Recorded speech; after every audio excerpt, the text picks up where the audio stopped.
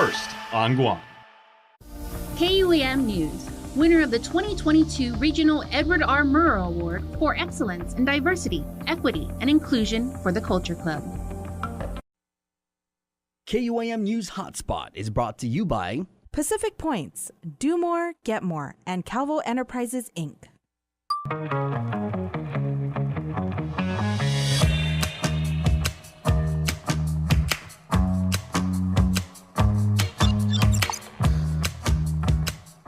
Hafa, I'm Tomas Maglonia, and thank you for tuning in to the Thursday edition of the Hotspot right here on KUAM. We put down our little violins, and here's what's in our data drop for today. The menu, brought to you by King's Restaurant, always open, always local, and Ruby Tuesday Guam, home of the Fresh Garden Bar. A man is arrested after surveillance footage catches him stealing the purse of a dead woman. And today, did you drop, cover, and hold on? We get details to this morning's Great Guam Shakeout. We also get another installment of properties in the tropics from Remax Diamond Realty. And at the bottom half of the hour, it's the Hub with Nestor Locanto, and his guests for today include former Governor Carl Gutierrez and chairperson for the Republican Party of Guam, Juan Carlos Benitez. He was caught on camera allegedly stealing from a woman found dead inside her car parked in Dededo. 44-year-old Anafonso Nualcas is charged with theft of property. Police responded to the strip mall of East Buena Vista Avenue just before 9 a.m. Monday after authorities say a woman who family reported missing was found dead inside a car. Court documents state the victim was last seen going into her car around noon and never left the area. Investigators do not suspect any foul play in her death. Surveillance video captured him allegedly opening the car door, snatch and the victim's purse before taking off. Police reports state the purse contained $400 and a cell phone, he allegedly telling police there was less money inside. And in Superior Court late Wednesday, a judge granted an accused child rapist request to get out of prison. Gregorio Romalor appeared before Magistrate Judge Jonathan Kwan, the court placing him on electronic monitoring after he is released from the Department of Corrections prison today to third-party custodians. The girl alleged Romalor had been sexually abusing her since 2011, adding that he would force her to watch pornographic videos and perform, quote, nasty things, end quote. Romalor was ordered to stay away from the child. He's back in court on November 22nd. And today was the Great Guam Shakeout, and earlier today at 10:20 exactly, families, schools, and businesses practiced the earthquake response procedure. That's drop, cover, and hold on. Our Nick Delgado was at an elementary school and brings us this report. Yeah, we're here at Finnegodson Elementary School in Dededo, the 5th grade class here. Hafa day, everyone. All right, we're here for the Great Guam Shakeout. Teacher Billy Navarrete, of course, Guam's Ninja Warrior, helping us get ready, and all the students for just now less than 2 minutes away from this year's Great Guam Shakeout. And the students are ready. They know the rules, guys. When we have an earthquake, the rule is duck, duck, goose. No. Duck, drop, goose. No. Oh, what is it? Drop, cover, and hold on. Okay, guys, now we're just a minute away. They've been pretty excited here inside the classroom at Dededo to get this all wrapped up for us and show the rest of the community how they too are getting involved. And what a lesson for them to take home as well at the end of the day to bring back to their families so that they can start getting those safety plans in place. Now, the Great Guam Shakeout, we were told by Guam Homeland Security, if I still have time in these last few seconds, started back in 2009 in California. That's where a lot of the major earthquakes we've heard across the nation come out from. And then from there, it just went global, sparking that safety aspect that everyone should know if there ever is an earthquake that happens here. Billy Navarrete here, I know that we're just seconds away. How are we feeling? Pretty excited. I mean, students are very prepared for this. We drilled and practiced it a couple of days ago already, and I think my students are pretty knowledgeable about what to do.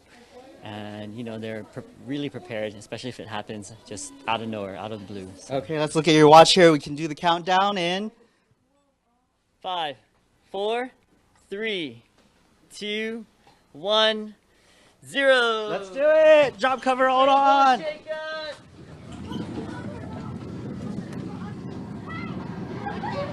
You only got to do 2. cover and hold, guys. Drop cover and hold.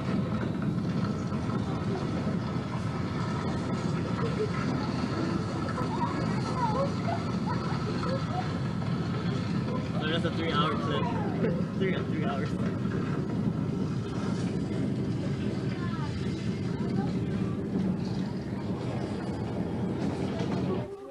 Ooh. All right, that's it. All clear? No, aftershock. The aftershock.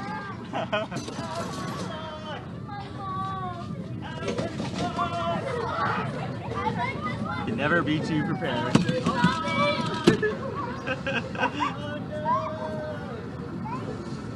Okay. Wow. Very entertaining there, Mr. Navarrete. Good job, guys. How do we feel? Good. Yeah. Next, guys. Now what? Take a look at this, guys. Now, so this is all of it unfolding right after in the case of an earthquake, and they do these drills quite often here at the school. What happens after? They drop, cover, hold, and the all clear is given. They line up at one side of the class, and then what's happening here, Billy? Right now we are evacuating and heading out to the playground after an earthquake happens, which is our protocol. Yeah. And so what are some of the things that you told the students here? I know out of Guam Homeland Security and the Office of Civil Defense, they remind us, have a safety plan in place. Make sure you check what are the hazards around your house before an earthquake ever happens, and know your escape route from every single room. Absolutely. Preparedness is the #1 key, and having the students be prepared is absolutely important, especially when they're at home or just anywhere, and making sure that their surroundings are clear and nothing falls on them, especially if they need to stop or drop, cover, and hold. And evacuation is key. Like right now, my students are prepared and ready to head out to the playground. Okay, guys, great job out there. Any final words for this year's Great Guam Shakeout? Let's do it. Drop, cover, hold on. I love you. I love you guys too. Let's do it in 3, 2, 1. Drop, cover, hold on. 3, 2, 1. Drop, cover, and hold on. Yeah, future actors there. Great Guam Shakeout! Great Guam Shakeout! Great Guam Shakeout indeed. Congratulations. Good job, guys. And of course, that's a lesson for the rest of you there at home. We'll have more tonight on Primetime. Thanks for watching. All right, thanks, Nick. Again, that was from 1020 earlier today. Thanks for that report. In our next story, we're asking, have you been feeling the sickness? It could be attributed to the season and the weather. Medical experts are seeing a constant flow of people feeling ill caused by a variety of viruses. Daniel Perez has the breakdown. In the past month, private clinics have been seeing a rise in sick patients, both adults and children, but most of the cases have been in kids. Dr. Hoa Wen of the American Medical Center detailed the kinds of illnesses he's been seeing with his patients. We have not seen any COVID positive for about a month now, but there's a lot of influenza A and a few B, but probably half of them is just a viral infection because they both test negative for COVID and influenza. So there's a virus out there also affected children and adult, but the people that turn positive for influenza A, they're really sick. Their symptoms are very severe. Other symptoms that come with influenza A include fever, coughing, headaches, and body aches. Dr. Wen says that public health should be pushing for more parents and children to get the flu shot instead of the COVID vaccine, since the flu is more prevalent right now. We're heading to the winter season, so I would say that push the flu vaccine out there, especially for the indigent population, and make sure your home clinic out there in the community to give the flu vaccine. If you're feeling sick, you're encouraged to stay home and recover. Should symptoms persist, you are urged to see your primary caregiver. Parents must also be cautious with their children and have them checked by a doctor right away should they be feeling ill or unwell. Daniel Perez, KUAM News. Right, thanks, Daniel. And we want to remind you that October is Breast Cancer Awareness Month, and we want to honor our survivors and those we've lost to breast cancer. On Friday, October 21st, we are calling on the island community to wear pink. Tag us on your photos to be featured on KUAM News Hotspot using the hashtag ThinkPinkGuam. Also share who you think pink for by heading over to our social media pages and finding the Think Pink template. And before we head into the break, we have our weekly movie trivia where you can win passes to watch Black Adam and Ticket to Paradise. This pretty woman and former TV doctor play a divorced couple in the new rom-com Ticket to Paradise. Answer in the comments or send an email to jason@kuam.com to qualify to win. We'll also be on the lookout for your answers. And coming up, we tell you about the upcoming Girls Football Festival. Keep it here. You're watching The Hotspot. Today, I'm Judy Wanpat, daughter of Ana Salas Perez and Antonio Borja Wanpat. Today, I humbly ask for your vote. As an educator, legislator, single mom, and a small business owner, I understand the hardships of living here and what it takes to make positive change for Guam. I am committed to working for our families, our economy, and our environment so that Guam is truly a better place for all of us to live and thrive. I'm Judy Wanpat, and I approve this message. Pacific Points is more rewarding with friends. From now until December 31st, get 300 bonus points for every friend you refer that signs up and earns points. Both you and your friends will enjoy awesome rewards like free Shell fuel, rebates on your IT&E bills, vouchers at Foodies, and United Mileage Plus miles. Plus, earn more points to upgrade your membership tier and enjoy even more exclusive rewards. Learn more at PacificPoints.com or download the app. Pacific Points. Do more, get more. Today, I'm Kelina from Doc's Kitty College. And I'm Kristen from Doc's Daycare and Preschool. And we are so honored to be caring for the children of Guam. The Governor's Child Care programs help businesses like ours to really focus on the kids. These programs also help nonprofits and after-school programs and grandparents and so many families. Visit www.guamchildcare.com to learn more about the Governor's Child Care programs. This ad is paid for with funds administered by DPHSS.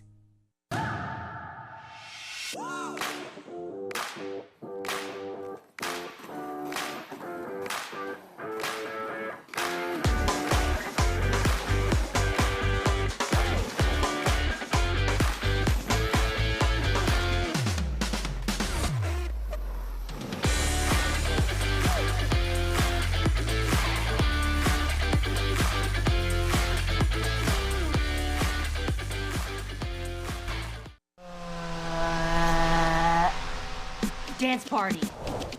Let's go. When inspiration strikes, say yes with the new Priority Unlimited credit card from First Hawaiian Bank. Wherever you shop, whatever you're shopping for, you can earn 2% cash back on everything you buy. From small stuff to big stuff to stuff you want. A card that rewards you for every purchase and helps you stay connected to everything that matters. Welcome back to the Hotspot. This weekend is the Girls Football Festival. With all the details, we throw it over to our Dave Delgado. Dave. I'm here with Jiro Spiritu from the Guam Football Association, here to talk about this weekend's Girls Football Festival taking place on Sunday at the National Training Center. So very soon we're going to be launching Guam Football Association's strategic plan for December 2022 to December 2026. And one of the key pillars in our strategic plan is to grow participation with an emphasis on girls and women in the sport of football. And so in order to celebrate that launch, we decided to put together a girls football festival. So we're inviting all girls from the U6 to U15 age group. So it's going to be a lot of fun activities here. So in addition to small-sided matches, we're also going to have kind of like a carnival-style atmosphere where we're going to have face painting, we're going to have henna tattoos, photo booth, a dunking booth, and of course, you know, one of the main attractions is the girls get to meet members of the Masakata, our Guam women's national team. And also, they can enter for a chance to win an autographed jersey and an autographed match ball by the women's team. And this comes at a perfect time because the GFA will also be signing a pledge with Guam Cancer Care, joining the fight against cancer. So we'll be joining Guam Cancer Care in their mission and to disseminate information about screening and about everything about treatment and also just health and well-being in general for preventative measures. In addition to the signing on Saturday with Guam Cancer Care, so the GFA itself will also be signing a pledge with Guam Cancer Care on Saturday at 10 a.m. During the Triple J Auto Group Robbie Weber Youth Soccer League matches. In years past, GFA held soccer matches for the middle school girls, but now you guys are going younger to the grassroots level with the U6. We wanted to increase participation by girls and women, and of course starting at our youngest age group in the youth league, which is U6.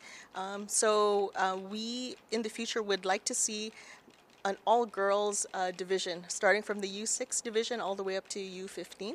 And that way it also serves as a feeder program into our women's leagues and also our girls' youth national teams as well.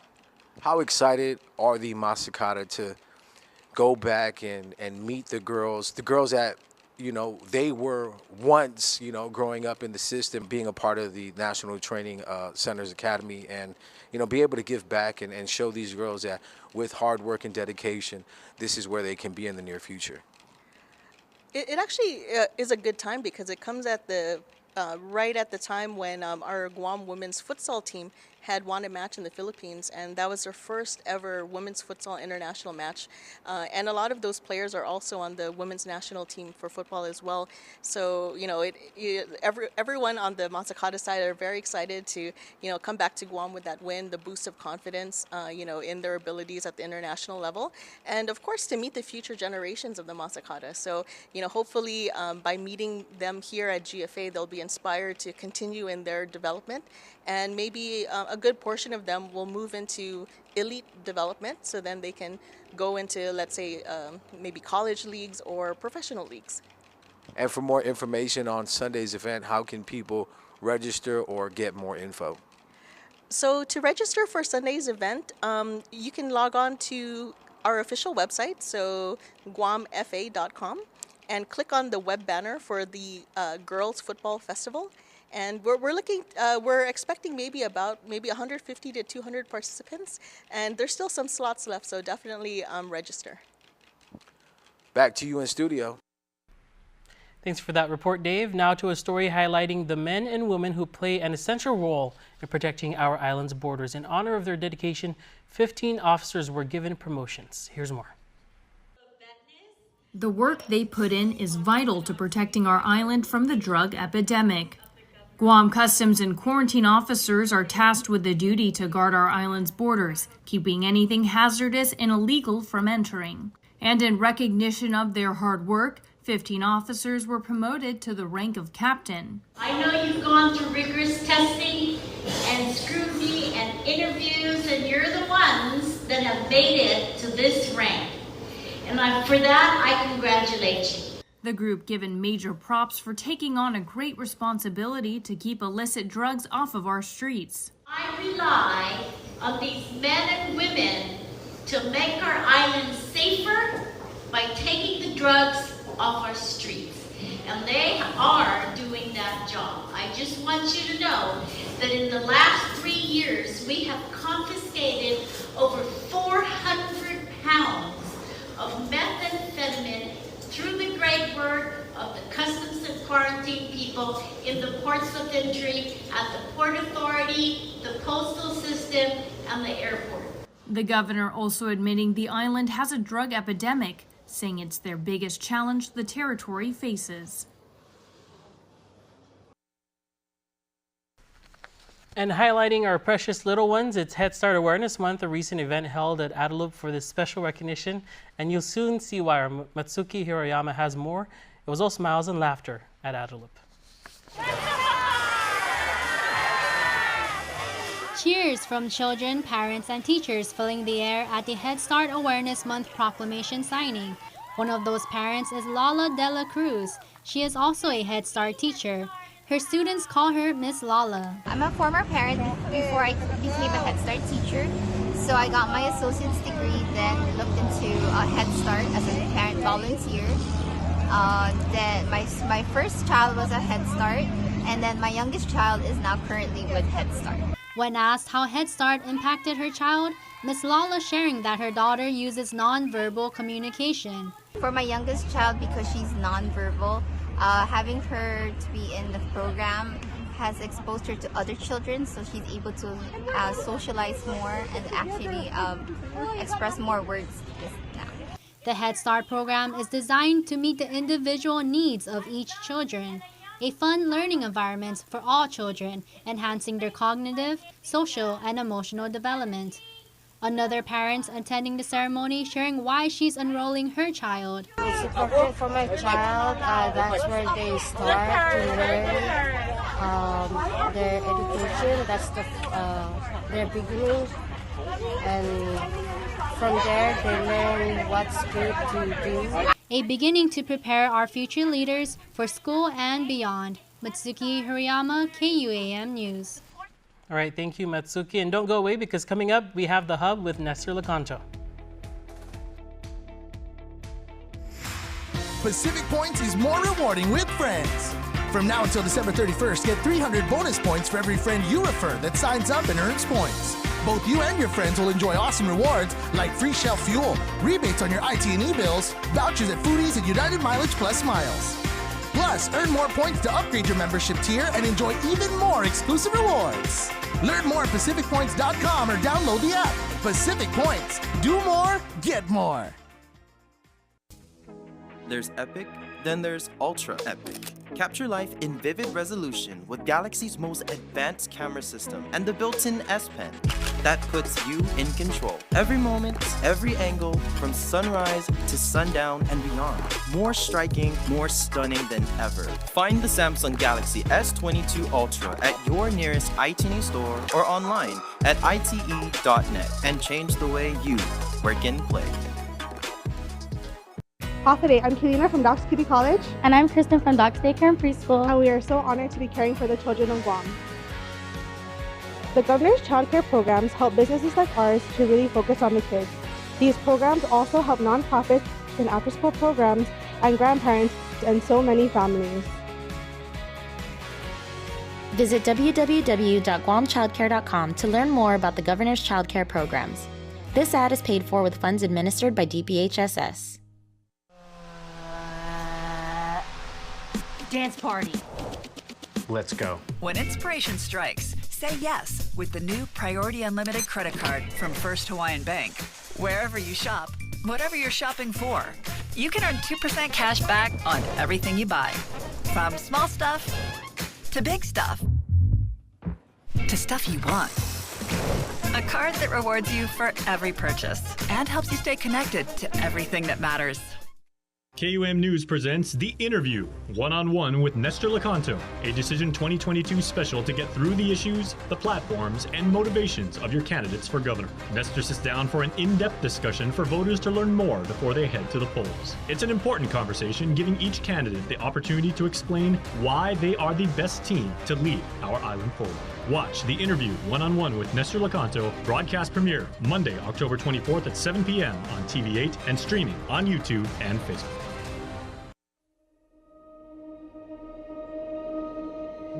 Half a day, I'm Nick Delgado with your Think Pink news update.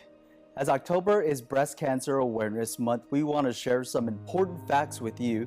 In 2022, an estimated 287,500 new cases of invasive breast cancer will be diagnosed in women in the U.S., as well as 51,400 new cases of invasive breast cancer this year. An estimated 43,550 women will die from breast cancer in the U.S., although rare, men get breast cancer too. 1 in every 100 diagnoses are men. 1 in 8 women in the United States will be diagnosed with breast cancer in her lifetime. On average, every 2 minutes, a woman is diagnosed with breast cancer in the U.S. Though the statistics are alarming, there are healthy lifestyle choices you can make to reduce your risk of a diagnosis. Maintain a healthy weight through balanced nutrition and regular physical activity.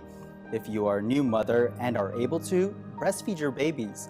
Know how your breasts normally look and feel, do self-exams regularly, and talk to your doctors right away if you notice changes. Talk to your doctor if you have a higher risk, including a family history of cancer. Schedule mammograms regularly based on your doctor's recommendation for your age and risk factors. Let's all think pink this October and learn more about early detection and prevention of breast cancer. Think Pink this October. This message is brought to you by the KUAM Care Force in partnership with Island Cancer Center and the American Cancer Society. Welcome back to the Hotspot. Before we get to the hub, we wanted to share some regional news. The independent gubernatorial team of Lieutenant Governor Arnold Palacios and Saipan Mayor David Apatang took to the stage in night 2 of the final public forum on Saipan, where candidates for governor and lieutenant governor are making their final pitch for the highest seat on the Hill. Dave and I offer close to 50 years of experience in both the executive and legislative branch. The independent ticket front and center at the gubernatorial forum hosted by students at the Northern Marianas College on Saipan.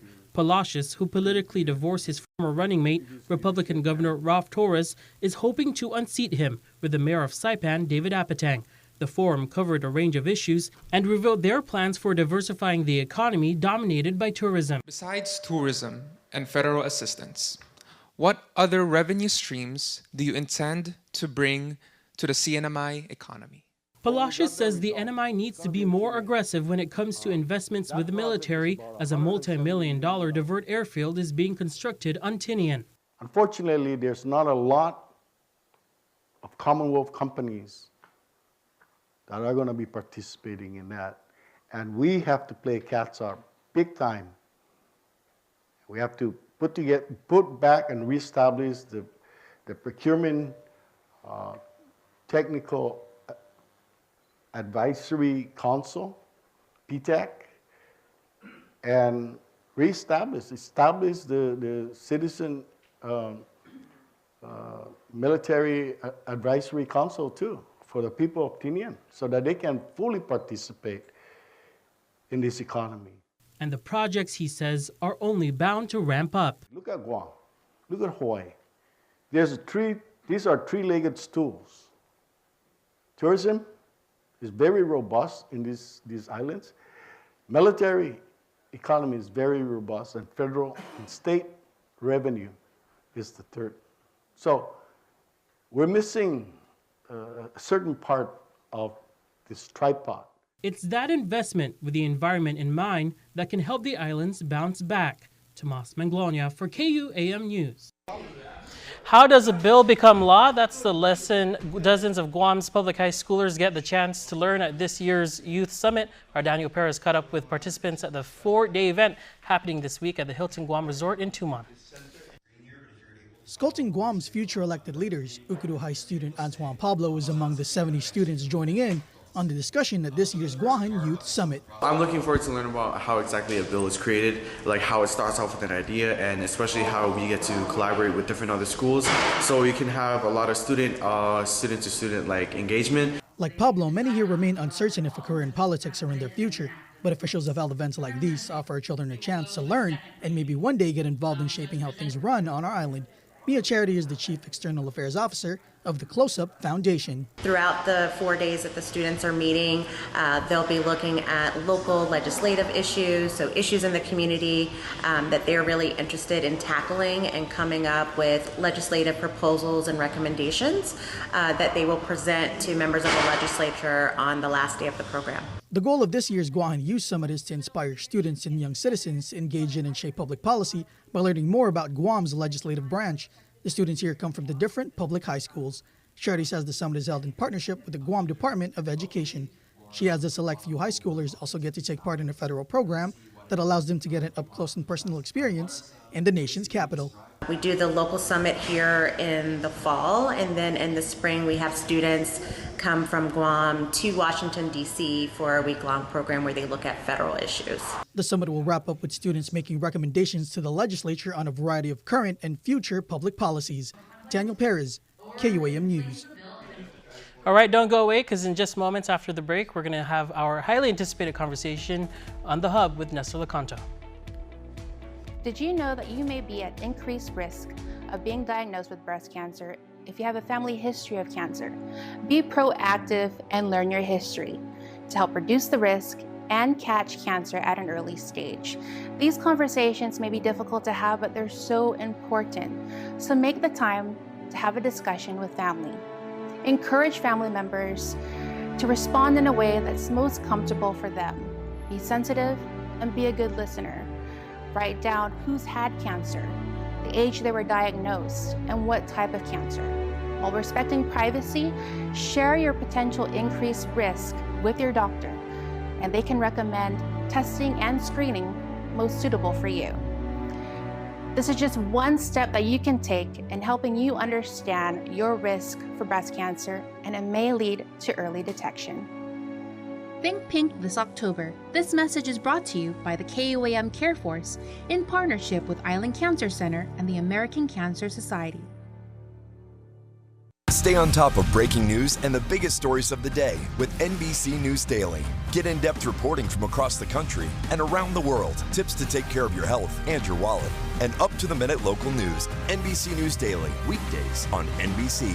KUAM News presents The Interview, one-on-one with Nestor Locanto, a Decision 2022 special to get through the issues, the platforms, and motivations of your candidates for governor. Nestor sits down for an in-depth discussion for voters to learn more before they head to the polls. It's an important conversation, giving each candidate the opportunity to explain why they are the best team to lead our island forward. Watch The Interview, one-on-one with Nestor Locanto, broadcast premiere Monday, October 24th at 7 p.m. on TV8 and streaming on YouTube and Facebook. Yasunto gilingwahin ni Tataw Tano gi KUAM News Tomorrow News Update sa stream gi internet gi Isla Radio ni KUAM News YouTube na channel. Pates ti gidiuda din kinimitin mami para insisteni linalay lingwahita din kulturata para todo henerasyon siya. Inafatui Tomorrow News Update ni Familian Mizo gi First Hawaiian Bank. Watch Mariana's artists, activists, and visionaries and their quest to protect, preserve, and promote our Chamorro culture on The Culture Club, a weekly feature on KUAM News digital platforms and the KUAM News Weekend Edition. Brought to you by Tropical Ice. The Culture Club, winner of the 2022 Regional Edward R. Murrow Award for Excellence in Diversity, Equity, and Inclusion.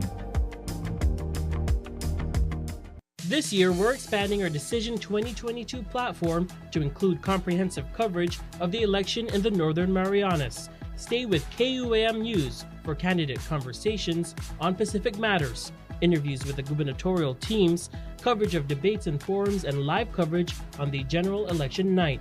We're your news leader, the voice of the Marianas.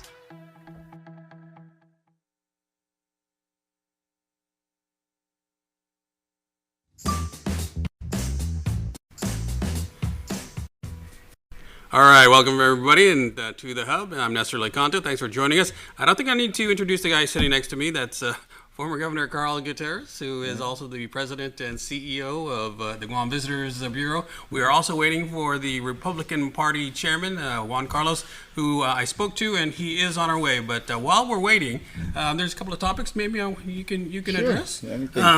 So just this week, the GHRA and the GTTA held a forum, and a couple of things that they wanted to talk about, or they did talk about, was the need for an additional LEAP assistance, the local employment assistance program. They're seeking about another $36 million, and also more collaboration, I guess, with GVB as far as marketing, because I think Mary Rhodes of GHRA mentioned that your budget is about $18 million, and they have multi-million-dollar collectively that they'd like to put together and have one message. Well, first of all, I think the whole affair for that thing was for them to kind of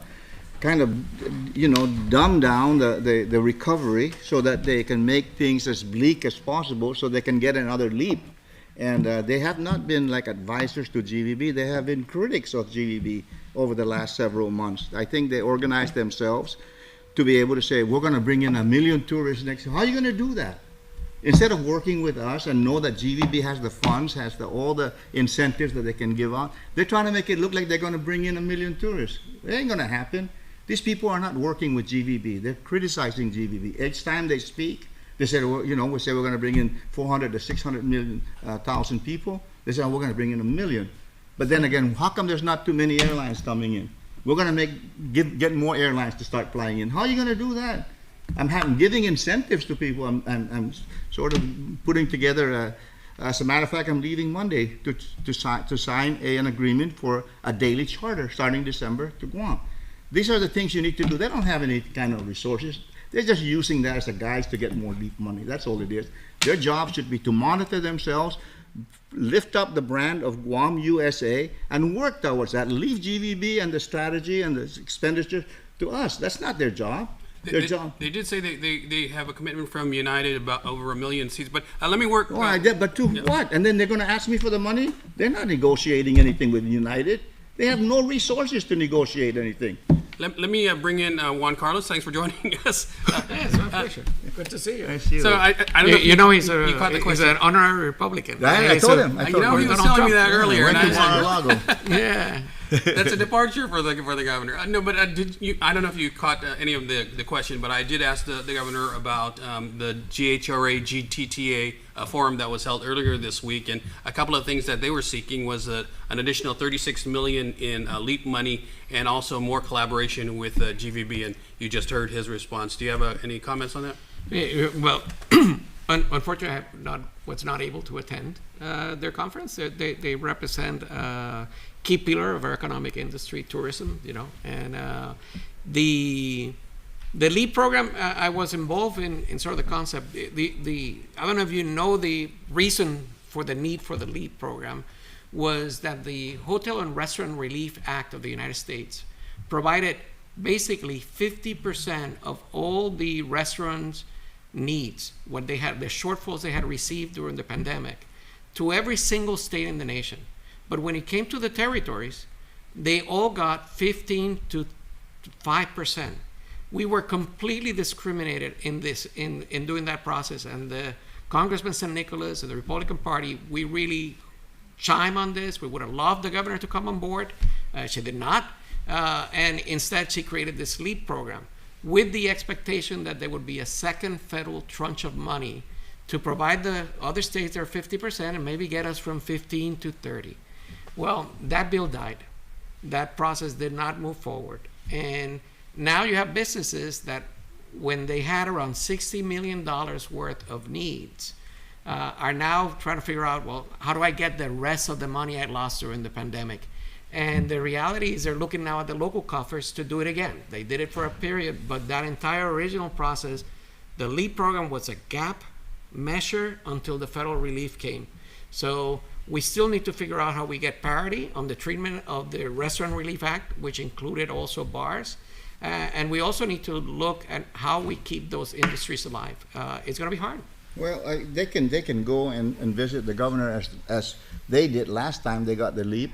As a matter of fact, GVB, Jerry Parrish and I, appealed to the governor to make sure that the people get LEAP. We were in the middle of the pandemic. Mm-hmm. But now I understand that even though those 900 and some businesses that got LEAP money, some of them did not follow the entire system of what that LEAP was for. So now they're very, very careful about just putting enough pressure on the governor to give them more money without, going back and reanalyzing what happened to the first LEAP. And the first LEAP was not well followed in protocols. Well, my expectation is that there'll be some form of local relief. I think I would love it to make sense that it works with the legislature and the governor in making sure the system's done correctly. But for the rest of it, we still need to look at the federal government. It's too much money for the local funds alone to bring them back to where they should be. And which brings me, I sort of caught the tail end of what you were saying, which was, how do we get to going back to over 1 million tourists? And part of that is the offering, right? What is Guam offering? What are people looking at? And one area that we had really excelled was the culinary industry. We had created a worldwide recognized quality of chefs from this island. And sadly, a lot of the restaurants closed. Kitchen Lingo for me was the epitome of where we were going for, and it is so sad to see that restaurant, that business closed. It is now to the Guam Visitors Bureau as well as the Hotel and Restaurant Association and the organizations to come up with how to rekindle and get that. Well, Carlos, it's just now opening up. The source countries, Korea, Japan, Taiwan hasn't even opened up yet. The Philippines have also been open, and they brought in 104,000 tourists over the last year. But the source countries were the problem. It's not GVB. GVB made the best it could in bringing these 216,000 plus people with what little resources we had. Remember, there's no money coming in so much on the tourist attraction fund. But Governor Lou Leongore came out and said, Governor, take that ARP money, use $6.5 million, give incentives, give the testing, free testing, so we can have a program that nobody else in the industry has. We were the only ones that had that program. Koreans were coming in and they were getting their testing free of charge, and that's what brought them here. We're innovative, but don't blame the slowness. It was the source countries where the slowness is, and you're always making it look like we're not doing anything here. We're doing everything that we can, and like I said, I'm leading Monday, and we're going to sign a daily charter flight from Korea to Japan to Guam, and that's going to start bringing in people. And I believe that the GVB, through the help of Governor Lou Leongore with those funds, believe me, those funds were easy, and she's going to make that whole. She's going to give it right back to us so we can have our $20 million in whole again to plan for future long-term goals that the GVB can spearhead. I only hope she does. She will. She will. Until January. No, I'm telling you, she will. She's not going to lie to me. Believe me, Carlos. Yeah. Juan Carlos. Okay. I'm sure she will until January, and then hopefully we'll Governor Felix Camacho. Felix not going to make it. He's about 35 points behind. Right. He's never going to make it. All right, let's move on. In related news, Governor, you recently came out on social media to respond or rebut something that Senator Tony Atta had put out. Can you explain what that was about? Well, you know what? If you're running for the highest office in the land and you go read a report over here and criticize somebody over here, like if you had a bank account at First Hawaiian Bank and then you moved it all over to Bank of Hawaii, and suddenly you're criticizing there's a zero balance at First Hawaiian Bank. That's what he did. He went and read a report that makes no sense at all. You've got to know how government runs if you want to be a lieutenant governor on this island. And you can't have this orchestrated thing, even including Mike San Nicolas, to make it look like there were no flights coming in, there were no tourists coming in, and we spent $20 million. 216,000 people came in. And I'll show you the graph where from September 1st to January 24th, when the governor gave us those $6.5 million, we almost tripled the number of people coming in. That's how her plan worked. Are you familiar with the points that Senator Atta was making in that? Right. Senator Atta was referring to a report that was submitted by BBMR, I'm mispronouncing the letters, I'm sure. Yeah. The Budget Bureau. The Budget Bureau. Himself, yeah. Under his report of where the money for ARPA funding had been used. And in that money, it states that the account went from 20 million, it says expended 20 million. Now, the BBRR should not say expended, should say transfer or provided. It was clarified by the agency in the media. It costs zero money to the taxpayer. In the meantime, I understand if you felt that this was a personal attack against you. They started attacking GVB for spending something they didn't know that it wasn't spent. So they went too far to politicize. It was cheap shot. It was fast and loose. And I had to go out there and tell the industry people that's lie. Those are not. That's not true. The money is still there, and the governor's going to make it whole, and we're going to use some more as we proceed forward in getting more flights into Guam. And transparency is great, and it's wonderful, and the reports are. I see the report that you guys provided on your financials now. I wish we could at some point get a more detailed outline of where the expenditures are doing, and I appreciate that. There's nothing wrong with getting the information. I am surprised at the amount of money that is being used to advertise a response that normally would have been on a press release. Ginger Cruz came in and said that we're paying homeless to stay homeless on the street. You gotta be kidding me. But do we go and spend ads and do stuff about it? No, we don't. It's like you answered, clarified, it's done. Are you criticizing the ads that I took out? I'm surprised. That's the only way that I could reach as many people as they reached when they criticized GVB. I had to go out there and get on the same forum, tell the people of Guam, especially the members of GVB. I'm responsible to them and the people of Guam. You can't tell me that I spent $20 million willy-nilly like that when it's not true. All right, Governor, We'll continue this conversation, but we're going to take a real quick break. We'll be right back. Don't go anywhere, everybody. Stay on top of breaking news and the biggest stories of the day with NBC News Daily. Get in-depth reporting from across the country and around the world, tips to take care of your health and your wallet, and up-to-the-minute local news. NBC News Daily, weekdays on NBC.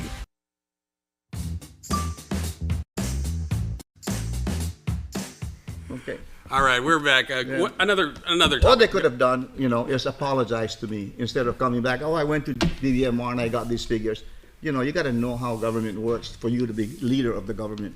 All right. Let me get on to another topic, which is also a little bit controversial. The Ipoh Beach Park, state-of-the-art park. That's one of the projects that you have in mind. I think you've got 20 million. That's the 20 million. Yeah.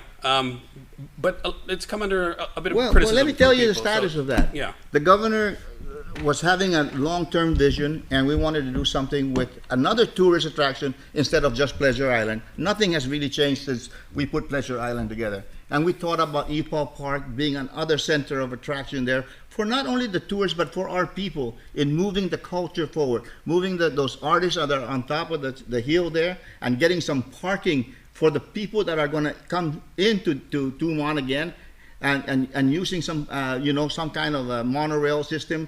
We're trying to figure out how to make it easier for our people to traverse the entire Tumon. Now, the $20 million, the governor says, take it, put it into your account, and we're not going to spend it, and that we were making studies of it. We had some pushback, and the pushback came from the fact that that is an archaeological area that never been really comprehensively done. So out of that 20 million, I set aside, but it hasn't been spent because we haven't gotten the archaeologists to come in to do a complete, thorough analysis of our ancestors that are buried there, because they didn't do that for the last 50 years. We're waiting for the historic preservation people to come back if they got so that in the meantime, we have decided to go down to the line of one attraction to one village. We're already doing that. So we're forgetting about Ipoh for the time being. We're moving to one village, one attraction. We're working already with 2 villages, PD and Inarohan. Inarohan has their act together. PD just got back the USO piece of property, and I went to Palau and I looked at how the Japanese donated to give the aquarium and to work all the undersea stuff like there, because it balances out to the fish eye down there. So even Tani is working with me on that. But that's what we're looking for. Now we're moving out to the villages. We've put Ipoh aside. So Ipoh's aside now? Yes, I mean, is that Ipoh's aside. Yeah, Ipoh's aside. What's your thoughts on that, Juan Carlos? Is that a good thing? I'm glad to hear that, because I think that there needs to be a lot more public interaction on the decisions. That's our last public park in Tumon, and it's an area where a lot of the families continue to want to go and enjoy. I wish that in putting it aside, we still fix the bathrooms and fix some of It's the fixed. areas, and so they're they look watching great. it. We're watching it. And I'm glad to hear that. But going and looking more at the island as a whole island, it's wonderful for me. I really think that the tourism future for Guam is really stronger in ecotourism and historic preservation tourism. When you get a lot of people that want to come here and see the history of the Chamorro people through not only the Second World War, but through the entire history, pre-colonial and post-colonial. So you like the idea of what the governor's talking about? That would have been the center stage for that, all of that, and not only for the tourists, but for our people as well. And it didn't go through. We're going to wait and see what the archaeologists come up with, because if there are census, are we going to keep them? Are we remain in situ? Or are we going to rebury them? We're going to go through. That's a long process. In the meantime, we're going out to the villages. Mayors are all involved with GVB now. They're so happy that finally tourism works for the people instead of conflicted a few businesses that want the money to go to their hotels or their airlines and not go to the people. And these people actually fought me when I was going to give $95,000 for a TV screen down in Inarohan, which not only serve for tourism, but for the entire island on civil defense and messages from the governor. So this is where now I think that the people of Guam are going to see a culture-centric tourism plan for Guam. Bring it back to when the first tourists came here in May 31st, 1967. 109 of them from Japan on Pan American Airways. They came here because of the specialness of Guam. The real people of Guam, they love the culture, they love everything, the beauty of Guam. And now we have strayed away from that, and I'm bringing it back to that thing again, that the culture-centric and what makes Guam very, very special. Real quick, like I live in Agani Heights, so every time I pass to Duham Park, and it's a shame, the conditions that I said. It needs to be fixed. I think going out and looking at our tourism areas outside of just Tuman is the way to go, but there needs to be the place for the community to be able to enjoy our best beach and most developed area in Guam. And keeping that for them and free is important. Yeah. Well, it's not going to change. Believe me, it's not going to change for them. I'm glad to hear it. Not for them. You can change the makeup, but it's still going to be for the people of Guam to come there and enjoy it. When you have self-cleaning bathrooms, you have all these things available now, state of the art, 5G things where the kids can learn Chamorro and look at all these various things that we can put together. It's a great plan. Yeah. Right now, we're going to wait, and we're going to wait. We're going to wait. Make sure it has a maintenance component really strong. I'm telling you that you can go there and just I've had a lot of electronics that no longer work are sitting on the road. Docomo might be involved too as the anchor. Are we going to get finally the statue of the Pope move again? You know, I used to love to see that one. I think that was your idea to bring it here, right? let's. I wish it was me, because the Pope would have come for me. It would be awesome. Let's move on to another pretty hot topic right now. I think maybe you have seen the public hearing that the Speaker held at the legislature on a bill. Actually, it was an oversight hearing rather on the location for the proposed medical campus at Eagles Field, and a lot of the dozens of original landowners came out in opposition to that. What are your thoughts on? Well, first of all, because I was looking at that when I was governor as well, but the military was not going to return that, but if they're not going to use it, the governor said, okay, then give me a 99-year lease on it, and I can use it for a campus. And I believe that they have said yes, they will do that. In the meantime, the governor's looking for ways to compensate those original landowners that were there. They're all my relatives. Manny Chara Cruz, that's my second cousin. So I feel for them. But the governor's not forgetting them. They're going to figure out another way to make that thing whole for them as well. So the governor's not heartless, but she's taking advantage of getting a 99-year lease from the military to hopefully put whatever she wants there, a campus that's going to serve the island well. Yeah, Juan Carlos, what do you think? The original landowners want their land back. I mean, they're aware of the governor's bill that would revamp the land bank, but they really want the land back. They don't want compensation. They want their land back. I agree that the sentiment could not have been made any clearer. That it's not the money, is the land, and the part of it for me is the comments by the governor, that her interpretation of federal law was that they could not provide those lands back to the original landowners. I think that interpretation is completely wrong. Not wrong. It's not wrong. It's just the fact that we went outside of that law, and the federal government did not step in to stop us on it. When they started giving Harmon back to the people of Guam, the original landowners, that was not supposed to be done. But we did it. I was governor when I started it. People got it, and it's the same law that we're dealing with. But now that the federal government is stepping in and saying, guys, from now on, you better watch it because it's supposed to be for economic purposes only. So close, but I'll go by parts also. Under Felix Camacho, 90% of all the public lands that he gave back to the original landowners. So that process was followed, started on his administration, continued to be followed. The federal government never came in and declared and took any of the lands. What the law says is land will be returned to the local government for public interest. Is it in the public interest of the state to return those lands to its original landowners? I say yes. I think we have an entire organization dedicated to return those lands to the original landowners. Now, never has a governor of Guam, including the sitting governor, asked the federal government to the question, would giving that to the Chamorro Land Trust, giving the land back to the Chamorro Land Trust to be returned to the original, would that be in public interest of the government of Guam? I wish they would. I know under Felix Camacho we will and will continue to return, and we will not use private land to have Guam business. Was Felix Camacho a part of the cabal in the legislature that did away with the plan that I put together? It was law already, the Tejan Trust. A lot of hundreds of families own land under the runway, under the terminal, and so I know that would never been returned back to the people of Guam. Instead, we created a Tejan Trust, and the federal administration was going to give me $5 million.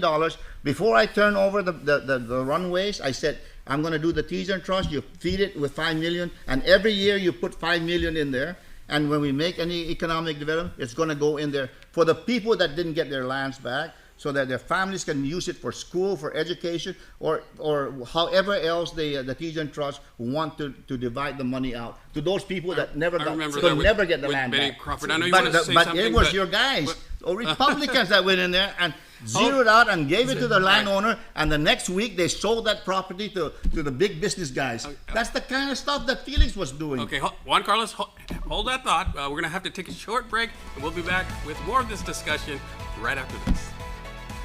Presents The Interview, one-on-one with Nestor Locanto, a Decision 2022 special to get through the issues, the platforms, and motivations of your candidates for governor. Nestor sits down for an in-depth discussion for voters to learn more before they head to the polls. It's an important conversation, giving each candidate the opportunity to explain why they are the best team to lead our island forward. Watch The Interview, one-on-one with Nestor Locanto, broadcast premiere Monday, October 24th at 7 p.m. on TV8 and streaming on YouTube and Facebook.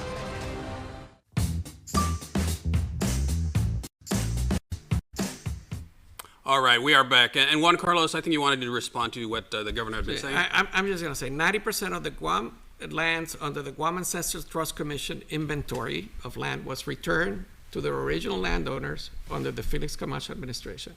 Under Governor Carl Gutierrez's administration, he also returned land to the original landowners. We can do it. We should continue to do it. And to try to argue now that interpret federal law as saying that they're not allowed, without having them specifically told you that you're not allowed, I think it's wrong. But that land has not been returned. And if that's going to be the interpretation, let her ask. Carlos, that land has not been returned to the government of Guam. It's still in the hands of the military, and they're not going to let it go. And they told us that, and the governor said, well, if you're not going to let it go, then at least give me a lease long term so we can use it for the hospital and other health-related buildings there and services. That's what she did. Otherwise, that thing's not going to, those landowners are not going to get their land back. It's not going to be returned. So don't play the games about Lou has the authority. No, she doesn't have that property to return. The federal government has not returned it to the government of Guam. So don't confuse the landowners. The federal government has not returned the land right to Gov Guam. That's right. I agree that's a good point to this point. You're saying they're willing to give you a 99-year lease because they're not using the land. I think under Jim Moylan working in the Armed Services Committee as our next congressman, and with Felix Camacho as governor, we're going to work with the military, and we're going to make sure we get that land back to the original I think Governor Lou's got the best working relationship with the military. Believe me, she's endeared herself to the USS Roosevelt and the entire, as I spoke with people in the military, she was like number one in our books that she stands up for the military and will help us at any turn with the hotels, putting the COVID infected people in the hotels and securing it with National Guard. She went out of her way. That's why she has endeared herself to the military. I don't know about Felix endearing himself anywhere. She went out of her way and then proceeded to say she was milking it. It's nothing have ever been milked. And then she goes to the UN and sends speech after speech where she continues to say that the Department of Defense and the military is abusing our lands and are treating the people in Guam in a discriminatory Well, fashion. you fight. You think that they don't read the same No, reports? but don't you think there's a strategy too to do those? Maybe you get more lands released. You start going over there and telling the story, and suddenly it's going to take hold, and maybe the military says, "Oh my God, let's stop this bad publicity. Let's give them more land." It's not about unpatriotic that she's doing it. It's a strategy to get more land back. And about the relationship, the entire original buildup was done under Felix Camacho. It could have happened without him. Believe me, it could have been somebody that thing. It could have been. Felix got It could have been you, but it wasn't. It was him. And he because of moved it the and change did it. to the Indo-Pac kind of strategy. What are your What thoughts is up on with the- you guys, man? That you spin this thing so much so that it doesn't make sense to anybody. What are your thoughts on the governor's land bank bill, Juan Carlos? I'm not even close to the way that you are. You're amazing. What are your thoughts on the governor's land bank reform bill? That's her alternative to not Yes. being able to give the land back. Yes, I think you before you go there, you need to clarify, because the entire idea of her land back is based on the premise that you cannot give the land back to the Chamorro Land Trust, which I think is wrong. They interpret it's happened not only here, it's happened with the Navajo Nation, it's happened with other parts of the United States, where the federal government has given the land back to entities like the tribes, and then proceeded to provide those entities then have assigned it down. It's not the federal government who does it. It's sort of like a little dance, right? It is the person that needs to determine that it's in the best interest of the people of that group.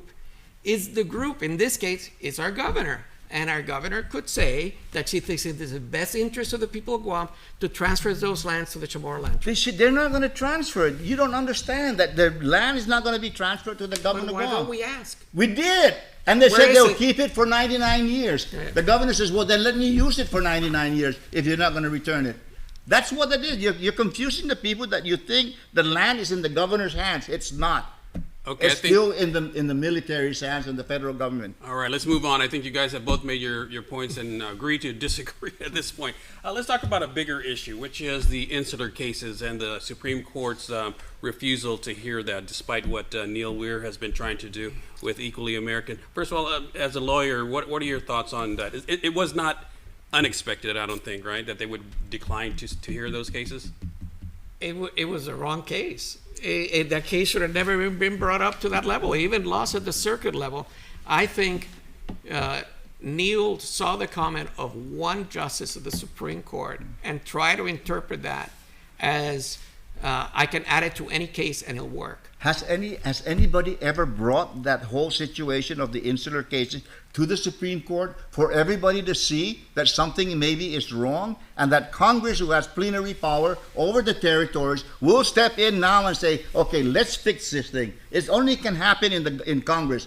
But Neil brought it all the way where everybody can see it in the light of day and night with that, what do you call that? Do you know Washington what the case Monument. was? What was the case about? It was your Puerto Rican stuff and No, the it was oranges. not. Your No, it was oranges. not. Well, no, the 1902 one. His Yeah. case right now Is that the he Americans- brought up is a case of an American Samoa Samoa, living in the mainland United Oh no, I'm States. talking about the insular cases. So It has to do with your oranges, right? So we'll go by parts. First part is it was a wrong case. The Vallejo case was a really good case. That was the SSI benefits being denied to the people that reside in the territories. There was a local case. Unfortunately, the victims died. Both victims died. That case was perfect to try to address the concerns and the issues. But let's look at the insular cases itself. Not the language surrounding it, but what it purports to do or say. It allows a different treatment, a supposedly more beneficial treatment to U.S. territories as they transition into statehood or independence. You need to create an economy. So you get the federal laws and you're supposed to give some assistance in the way that some humanity in the way that they interact. Unfortunately, Congress has used it in a discriminatory manner year after year, Democrat or Republican. They have used it. That's what we should condemn. That's what we should look at. But if we repeal the insular case doctrine altogether by the Supreme Court, the Chamorro Land Trust doesn't exist. Article 12 disappears. Section 30 funds stop coming to the island. That's what I was going to ask, if there were any implications for... Huge. Well, no, listen, you guys are missing the boat. You're saying all these things are going to befall on Guam if the insular cases were overturned. You don't know. Congress still has the plenary power. And the fact that it went to the Supreme Court and got turned down, I think that's victory in itself that it got it that kind of a publicity. Now the Congress, who has plenary power over the territories, will still to start looking and saying, Governor Lou Leon Guerrero, let's sit down and see what we can do for Guam. I know that they gave the Northern Marianas SSI because it was part of the agreement for their covenant. And Jerry Ford, in his memo that the Department of Interior, I think it was a Puerto Rican that was the Insular Affairs guy, hid it in the safe for 30 years, that says you must treat Guam the same way that you treat Northern Marianas in their covenant. It's there too for the SSI to come in, but they hid it until it was 30 years later. It was, first of all, it was George W. Bush, the father. No, it was Jerry. Jerry Ford was the one that had it. Please, it was Ford. Find me the letter. Listen, I'm 81 years old. I'm older than him. But here's the thing. Real quick. Okay. We're mixing two cases. No, the Vallejo case. I'm forgetting about the case. I'm talking about the issue being highlighted to the point where now everybody's looking at the problem with the territories. But let's fix it. That's what it is now. So Neil's Word case did not go to the Supreme Court. But the Supreme Court denied it. Yes, but everybody heard the denial. No. The Vallejo case, which happened 6 months earlier, went to the Supreme Court, got a hearing, addressed the issue. That's where Justice Gorsuch came in and made the statement.